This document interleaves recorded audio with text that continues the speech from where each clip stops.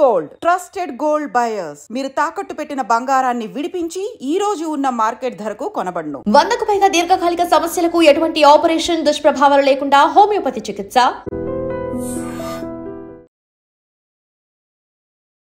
Social మీడియాలో craze కోసం, following కోసం, లైక్ల కోసం కొంతమంది ఎంత దిగజారిపోతున్నారంటే బ్రతుకున్న వాళ్ళని కూడా చంపేస్తున్నారు. అవును, ఇప్పుడు బాగా ప్రతి ఒక్కరికి ఒక ఫ్యాషన్ అయిపోయింది. ఏదైనా బ్రేకింగ్ న్యూస్ లాగా ఒక సెన్సేషనల్ న్యూస్ లాంటిది ఇస్తే అందరికన్నా ముందు మనకే ఫాలోయింగ్ పెరుగుతుంది, అందరూ దాన్నే ఫాలో అయిపోతారు, ఇక కామెంట్ల వర్షం కూడా కురిపిస్తారు అనే ఆలోచనతో కొన్ని పేజెస్ రన్ చేస్తున్న వాళ్ళు ఎక్స్క్లూజివ్గా ఫేక్ వార్తలతో ప్రచారాలు మొదలుపెట్టి అలా క్రేజీగా ఆలోచన చేస్తున్నారు. ఇది క్రేజీ పక్కన పెడితే ఎంత చెత్త ఆలోచన అంటే, ఒక్కొక్కసారి మనకి ఇష్టమైనటువంటి హీరోస్, హీరోయిన్స్, ఇంకా టాప్ రేటింగ్లో ఉన్నటువంటి సెలబ్రిటీస్ లాంటి వాళ్ళు ఇక లేరు అని ఒక షాకింగ్ వార్త చూస్తే నిజంగానే చాలామందికి గుండె ఆగిపోయినంత పని అవుతుంది. అదేంటి, ముందంతా ఎలాంటి అప్డేట్ లేని వ్యక్తులు ఆల్ ఆఫ్ సడన్గా ఒక్కసారిగా చనిపోవడం ఏంటి?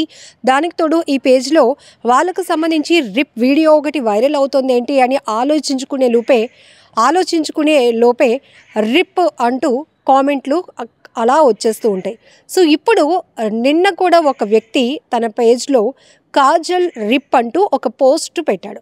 అంతేకాదు, ఆమె మెడలో ఒక దండ వేసి చనిపోతే వాళ్ళు ఎలా వాళ్ళని ట్రీట్ చేస్తామో ఆ రకంగా ఆ వీడియో కనపడుతోంది. దాంతో చాలామంది ఇది నిజంగా షాకింగ్ న్యూస్, రిప్ అంటూ కొంతమంది, తన ఫేవరెట్ హీరోయిన్ అని కొంతమంది, ఇది ఎప్పుడు జరిగింది ఆశ్చర్యంగా ఉందని కొంతమంది మాత్రం కొంచెం బ్రిలియంట్గా ఆలోచించి ఇది 100% ఫేక్ న్యూస్ అయి ఉంటుంది, ఎందుకు ఇలా చేస్తున్నారు అని క్వశ్చన్ చేస్తూ కొంతమంది.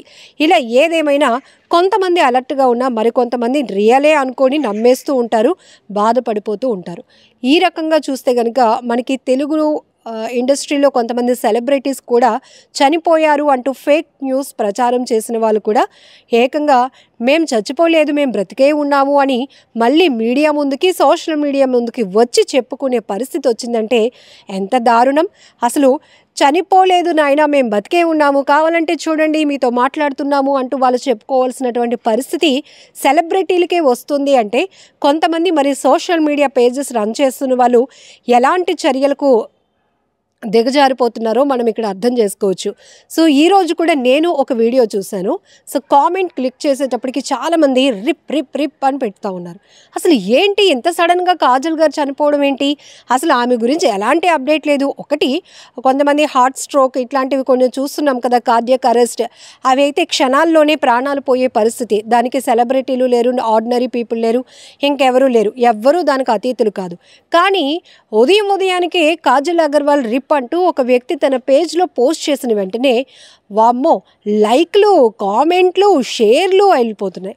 ఎవరో కొంతమంది మాత్రం తేరుకొని ఇది ఫేక్ న్యూస్, ఎందుకు ఇలా మీరు ప్రచారం చేస్తున్నారు, ఖచ్చితంగా మీలాంటి ఫేక్ గార్డుల పైన యాక్షన్ తీసుకోవాలి పోలీసులు, వాళ్ళని వెంటనే అరెస్ట్ చేయాలి, ఈ పేజెస్ని కూడా బ్లాక్ చేసేయాలి అంటూ కొంతమంది ఫైర్ అయ్యారు. కానీ ఇక్కడ మనం చూసుకోవచ్చు, మన తెలుగు ఇండస్ట్రీలో చాలామంది ప్రముఖులు, సినీ ప్రముఖులు కూడా, సినీ సెలబ్రిటీస్ కూడా చనిపోయారు అంటూ కొంతమంది దుష్ప్రచారం చేయటం వల్ల చాలా వరకు వాళ్ళకు సంబంధించినటువంటి అభిమానులు, కుటుంబ సభ్యులు, అలానే ఫ్యామిలీ, ఫ్రెండ్స్ అందరూ ఒక ప్యానిక్లోనికి వెళ్ళిపోతారు. ఏమైంది, ఇది నిజమేనా, ఒక మీడియాలో ఒక వార్త వచ్చిందంటే ఇది నిజమే అయి ఉంటుంది, కాకుండా ఎందుకు పెడతారులే అని అనుకునే లోపే ఆ వార్తలు ఎంత ఫేక్ అయినప్పటికీ కూడా ఎంత స్పీడ్గా వైరల్ అయిపోతున్నాయో మనం చూస్తున్నాం. సో ఇదొక్కటే కాదు, ఈ మధ్యకాలంలో కొన్ని విషయాలు కూడా, అంటే పూర్తిగా ఆ వార్తలపైన విశ్లేషణ లేకుండానే మనకు తెలియలేనటువంటి ఏరియా కదా, మనకు తెలియలేనటువంటి కల్చర్ కదా అంటూ కొంతమంది ఎవ్వరూ దాన్ని పసిగట్టలేరు అనుకొని వాళ్ళకు నోటుకొచ్చినట్టు వాళ్ళ ఆలోచనలు ఏదైతే ఉంటుందో అది, ఇక దెయ్యాల కథలతో కొంతమంది ఫేక్ వార్తలు ఇస్తూ ఉంటారు చూడండి, అది మరీ దారుణం. ఒక హాస్పిటల్ తీసుకొని ఒక కథ అల్లుతూ జనాల్ని ఎంత భయభ్రాంతలకు గురి చేస్తున్నారంటే ఇక్కడ ఆవేదన చెందాల్సిన విషయం ఏంటంటే, ఈ వీడియో పెద్దవాళ్ళే కాదు, మీరు పోస్ట్ చేస్తున్నటువంటి కంటెంట్ అది గుడ్ ఆర్ బ్యాడ్ కావచ్చు, ట్రూ ఆర్ ఫేక్ కావచ్చు, చిన్న పిల్లలు కూడా చూస్తూ ఉంటారు. కొంతమంది ఈ దయ్యాల వీడియోలు పెట్టి అక్కడ ఒక బంగ్లా ఉంది, ప్రతిరోజు ఒక దెయ్యం తిరుగుతూ ఉంటుంది, అటువైపు వెళ్ళాలంటే అందరూ భయపడుతున్నారు అనేటప్పటికీ పిల్లలు కూడా పదే పదే అలాంటి వాయిస్లకి, అలాంటి ఫేక్ స్టోరీస్కి, క్రైమ్ స్టోరీస్కి, థ్రిల్లింగ్ స్టోరీస్కి ఎడిక్ట్ అయిపోతూ ఉంటారు. సో వాళ్ళు కూడా అదే తోవలో ప్రయాణించే అవకాశం కూడా ఉంటుంది. సో ఇది ఎలాంటి ప్యానిక్ అంటే, వాళ్ళు ఇలాంటి ప్లేసెస్కి ఏదైనా వెళ్తే కనుక నిజంగానే ఇక్కడ దయ్యాలు ఉంటాయేమో, డార్క్ ప్లేస్లో నేను ఒక వీడియో చూశాను, ఆ వీడియోలో ఒక అన్నయ్యో ఒక అక్కో చెప్పారు ఇలాంటి చోట్ల ఎక్కువ దయ్యాలు ఉంటాయని, పీక్ తినేస్తాయని, మనుషుల్ని నడవనివ్వవని. ఇది ఒక రకమైన భయాన్ని మనం చిన్నప్పటి నుంచి పిల్లల మీద రుద్దుతున్నట్టే. దయచేసి కొంతమంది పేజ్ నిర్వహిస్తున్నటువంటి ఇన్ఫ్లుయెన్సర్స్కి రిక్వెస్ట్ చేస్తుందంటే, మీరు షేర్లు, లైక్లు, ఫాలోయింగ్ పెరగాలంటే మంచి కంటెంట్ ఇవ్వండి. సొసైటీలో మనకి తెలియలేనటువంటి నాలెడ్జ్ వీడియోస్ చాలానే ఉన్నాయి, అవి షేర్ చేయండి. ఇంకాస్త విశ్లేషించండి, అన్వేషించండి. కొత్తగా ఇన్నోవేటివ్ ఐడియాస్తో మీరు ముందుకు వెళ్తే 100% మీరు అదే అభిమానం అందరి నుంచి పొందుతారు. సో మీకు కూడా ఒక మంచి పొజిషన్కి వెళ్ళడానికి అవకాశం ఉంటుంది. కానీ పొద్దున్నే బతుకున్న సెలబ్రిటీస్కి కూడా దండలు వేసేసి, రిప్ ఫోటోలు పెట్టేసి, వీడియోలు చేసేసి, వైరల్ చేసేసి అందరినీ భయాందోళనకు, ఆవేదనకి గురి చేసే పరిస్థితులు మాత్రం తీసుకురాకండి.